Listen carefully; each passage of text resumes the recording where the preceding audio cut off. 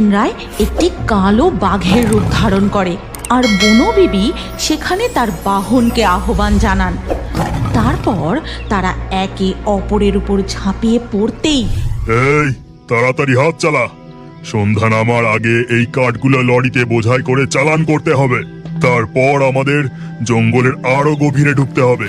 শুনেছি সেখানে নাকি আরো মূল্যবান কাঠ পাওয়া যায়। হুজুর, জঙ্গলের আরো গভীরে যাওয়াটা কি ঠিক হবে? এই জঙ্গলের সীমানা পর্যন্তই তো মানুষ আসে। শুনেছি এর থেকে গভীরে নাকি দক্ষিণ রায়ের বাস।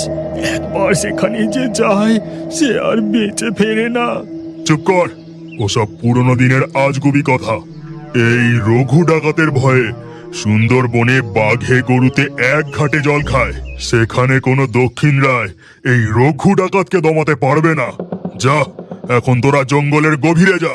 রঘু ডাকাতের কথা মতো কালু ও ঘনা জঙ্গলের গভীরে যায় এবং কিছু দূর যাওয়ার পরই, এই কালু, আমার গাটা কেমন ছমছম করছে রে, আর বুকের ভেতরটাও কেমন যেন ধুকপুক ধুকপুক করছে। যা বলেছিস, এদিকে সর্দারের কথা না মানলেও যে গদ্দান নেবে। তারা জঙ্গলের বেশ কিছুটা গভীরে প্রবেশ করতেই হঠাৎ করে আকাশটা ঘন কালো মেঘে ছেয়ে যায়। দক্ষিণ রায়, যার যার মনে নোবের বাসা বাঁধবে সেই দক্ষিণ রায় দেখা পাবে। কেউ বাঁচবে নে, কেউ বাঁচবে নে। এই কথা বলে পাগলটি সেখান থেকে দৌড়ে চলে যায়। পাগল কোথাকার! চল অর্জুন, তাড়াতাড়ি বাড়ি ফিরে যাই, দাদু দিদা আবার চিন্তা করবে। গৌরব তার বন্ধু অর্জুনকে নিয়ে সুন্দরবনে তার মামার বাড়িতে বেড়াতে এসেছে। এদিকে তারা বাড়ি ফিরছে না দেখে দাদু দিদা বেশ চিন্তিত। কি গো, ছেলেগুলো এখনো বাড়ি ফিরছে না কেন? সন্ধে হয়ে গেল, তাছাড়া আকাশটা ঘন কালো মেঘে ঢেকে আছে। এ যে অশনি সংকেত, তুমি একবার দেখো না গো। ঠিক তখনই গৌরব আর অর্জুন বাড়ি ফিরে আসে। হ্যাঁ রে, তোরা কোথায় ছিলিস? তোদের কতবার বলেছিলাম সন্ধে নামার আগে বাড়ি ফিরে আসবি। সন্ধ্যের পর এখানে কত রকম বিপদ হতে পারে জানিস? যা, তোরা হাত মুখ ধুয়ে আয়, আমি চা বসাচ্ছি।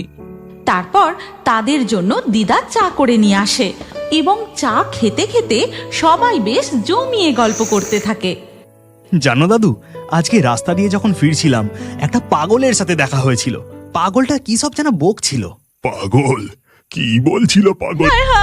কে কোথায় আসো গো, বাঁচাও! আমার স্বামীর এসে দক্ষিণ রায় টেনে নিয়ে গেল গো। কে কোথায় আসো, বাঁচাও! শুধু তাই নয়, শুনেছি রাতের অন্ধকারে দক্ষিণ রায় গ্রামের মধ্যেও হানা দিত। যাকে সামনে পেত তাকে টেনে ওই জঙ্গলের গভীরে নিয়ে যেত। গোটা সুন্দরবনের লোক এই দক্ষিণ রায়ের ভয় একেবারে সিটিয়ে থাকতো। আর জঙ্গলের মধ্যে শোনা যেত তার সেই দানবীয় অট্টহাসি। কেউ বাঁচবে না। এই দক্ষিণ রায়ের নজর থেকে কারো রেহাই নেই। এই জঙ্গল আমার, এই সুন্দরবন আমার। এই জঙ্গলে যে পা রাখবে তাকেই আমি আমার ভোগ বানাবো। তারপর তারপর কি হলো?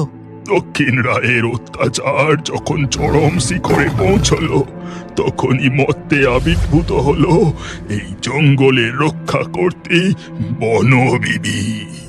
স্তব্ধ হও দক্ষিণ রায়, তোমার অত্যাচারের মাত্রা দিন দিন বেড়েই চলেছে। এবার থামো তুমি, না হলে তোমাকে কঠিন থেকে কঠিনতম শাস্তি পেতে হবে। কে তুই? তোর স্পর্ধা তো কম নয়। তুই দক্ষিণ রায়ের চোখে চোখ রেখে কথা বলছিস।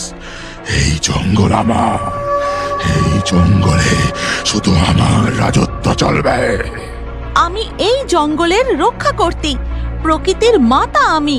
এই জঙ্গলকে রক্ষা করার দায়িত্ব আমার। আমি আর তোমাকে এই অন্যায় অত্যাচার চালাতে দেব না। তাই নাকি?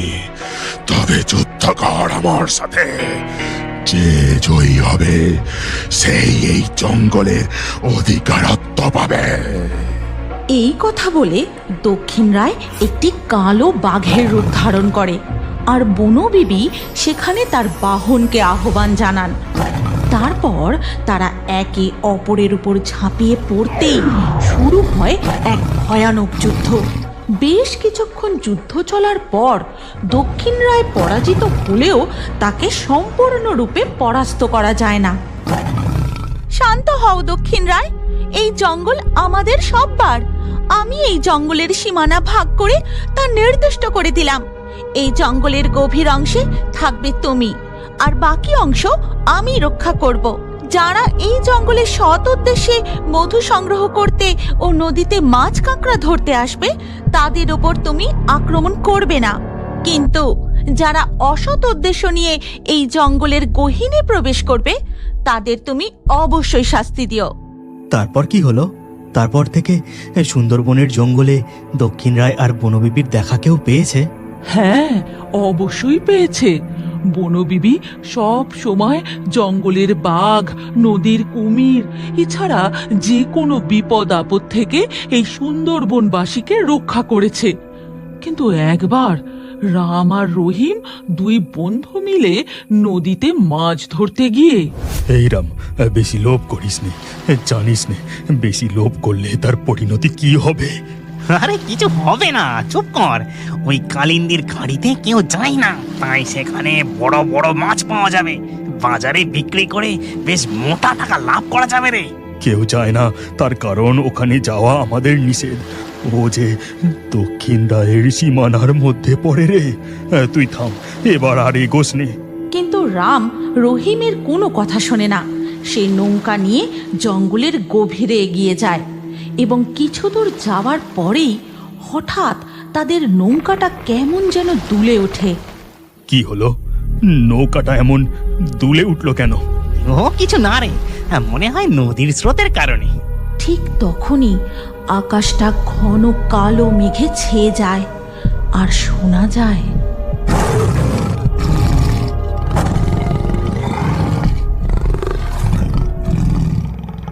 নদীতে দেখা যায় তাদের দিকে এগিয়ে আসছে এক বিশাল বড় কুমির।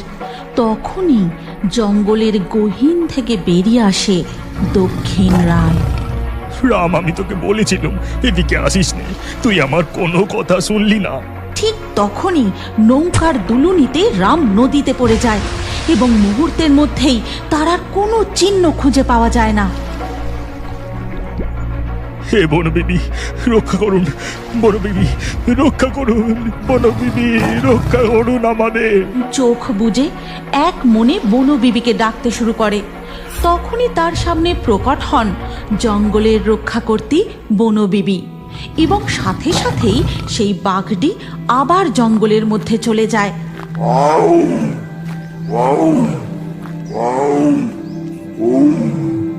আর কুমিরটিও জলে ডুব দিয়ে চলে যায়। ভয় পেও না, তোমার মনে কোনো অসৎ উদ্দেশ্য ছিল না। আর যারা সৎ উদ্দেশ্যে জঙ্গলে আসে আমি সর্বদা তাদের রক্ষা করি। তোমার বন্ধু অসৎ উদ্দেশ্য নিয়ে এসেছিল, তাই সে তার শাস্তি পেয়েছে। হ্যাঁ রে, গল্প করতে করতে যে অনেক রাত হয়ে গেছে। এবার তোরা চল, খাবি চল, খেয়ে তাড়াতাড়ি শুয়ে পড়। কাল ভোরের ট্রেনে আবার তো তোদের কলকাতা ফিরে যেতে হবে। এই কথা বলে দিদা রান্নাঘরের দিকে যায়, দাদুও তার সাথেই যায়। অর্জুন, কি ব্যাপার বলতো? দাদু বলল যখন দক্ষিণ রায় কাউকে শাস্তি দেয় তখন এমন অসময়ে আকাশ কালো মেঘে ঢেকে যায়, বজ্রপাত হয়। আজ তাহলে এমন হলো কেন? তবে কি আজও কেউ দক্ষিণ রায়ের হাতে শাস্তি পাবে? এদিকে জঙ্গলে তখন দেখা যায় বাঁচাও, বাঁচাও, বাঁচাও। দেখা যায় রঘু ডাকাত জঙ্গলের পথ ধরে রুদ্ধশ্বাসে দৌড়চ্ছে।